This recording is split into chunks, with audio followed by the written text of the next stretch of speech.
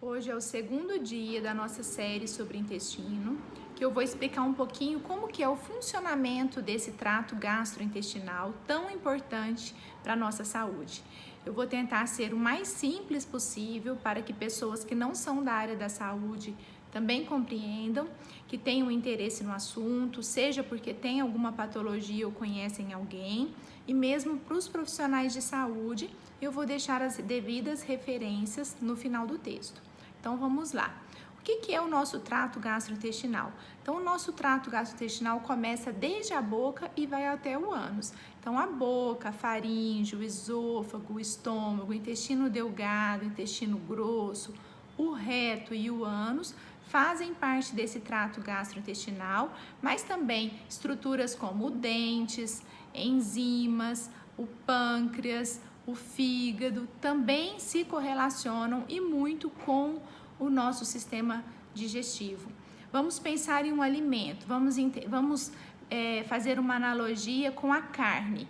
Então entendam, por exemplo, que vocês já estejam aquelas pessoas que gostam de carne, sentindo o cheiro de uma carne na churrasqueira. Lá, já na churrasqueira, antes de ingerir o alimento, já começa o processo digestivo. Mas como?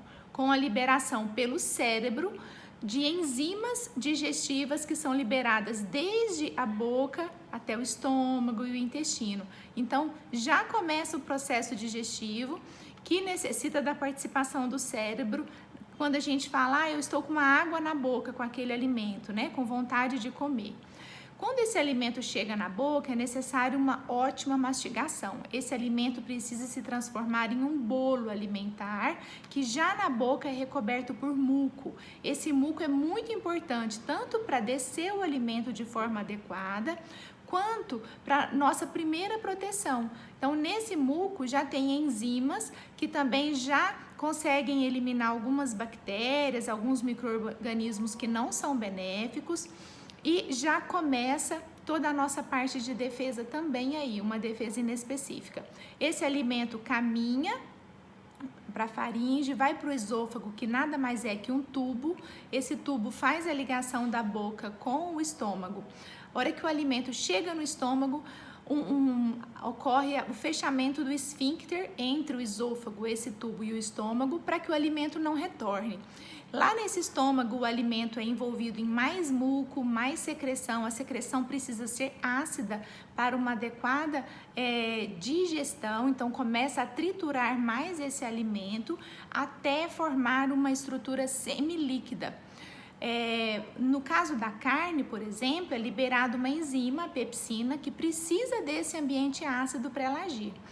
Depois desse alimento já semilíquido, ele já desce para o intestino delgado, onde por um reflexo abre-se o esfíncter entre o estômago e o intestino delgado. Então é como se fosse um lugar com elástico apertado e aí ele abre esse elástico para passar o alimento.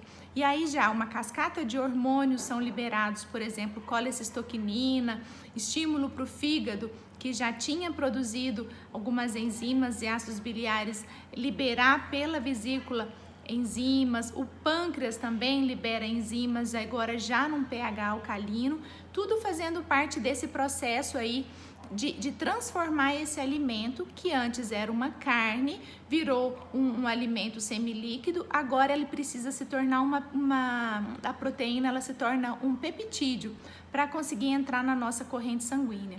Então é toda uma cascata de eventos que precisa acontecer em coordenação, para que tudo corra bem e para nós conseguirmos ter a absorção e a digestão do alimento. Depois desse alimento, que ele consegue fazer essa digestão, o que sobra é alimento para as nossas bactérias, para a nossa microbiota. Depois desse alimento, vai para o que a gente chama de fezes, que fica armazenada depois aí no reto e depois é eliminada pelo ânus. No intestino grosso, há também a produção de vitaminas, como vitamina K, algumas do complexo B, ácido graxo de cadeia curta, que são extremamente importantes, como veremos a seguir no eixo intestino-cérebro. Então, imaginem se nós lá em cima na mastigação não mastigamos direito o alimento. Esse alimento já vai ficar mais íntegro, com maior dificuldade, esse organismo precisa gastar mais energia para produzir mais enzimas digestivas. Então, toda essa cascata tem que ser modificada. Então, desde um único passo é importante nessa fisiologia intestinal. Então, essas são as funções que nós entendemos desde sempre, né, do nosso trato gastrointestinal, que é a função de absorver e de digerir. E nós veremos a seguir em outros vídeos como tem mais coisas nesse universo, né? Como existem inúmera gama de hormônios, de substâncias que precisam também acontecer em harmonia para que doenças depois inflamatórias não aconteçam. Então não perca o próximo vídeo.